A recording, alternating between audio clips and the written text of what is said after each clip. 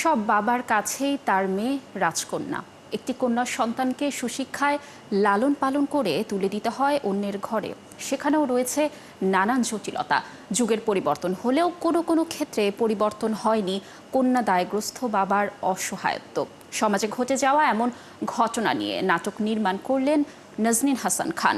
রাজীব মণি দাসের গল্পে ফুলের বিয়ে নাটকটি শীঘ্রই দেখা যাবে একটি বেসরকারি টেলিভিশনে। দর্শক আরও জানাচ্ছেন সুমনা সুমি।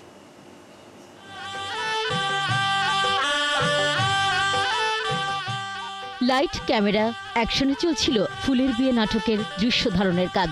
বিয়ের সাজে কোণে খুনসুটি আর হাসি আনন্দে উৎসবের আমেজ। দেখে মনে হতে পারে ধুমধামে চলছে বিয়ের আয়োজন, তবে ঘটনা ভিন্ন। সন্তান ছেলে হোক বা মেয়ে, পরম যত্নে বড় করে তোলেন বাবা মা। সেই যত্নে লালন করা সন্তানকে বিয়ের পরে পাঠিয়ে দিতে হয় অন্যের ঘরে। আমি একটা সিকোয়েন্স করলাম ভিতরে, মানে মেয়ের বিয়ে হচ্ছে বা মেয়ে চলে যাবে, এই যে একটা কষ্ট, এই যে একটা যন্ত্রণা, মানে একটা সিকোয়েন্সেই নাটক দাঁড়ায় যাবে আমার বিশ্বাস। সেখানেও অসহায় হয়ে পড়ে মেয়ের বাবা, কখনো উপহারের নামে যৌতুক, কখনো বা পাত্রপক্ষের অন্যায় আবদার।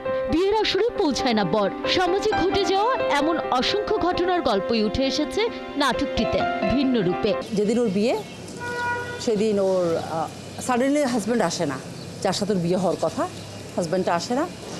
তো ওই অবস্থাতে বাবা মার কি অবস্থা হয়। নারীর যুদ্ধ শুধু নারীই জানে। এক জীবনে নিজস্ব কোনো ঘর থাকে না নারীর, এমন ভাবনা থেকেই গল্পটি লিখেছেন নাট্যকার।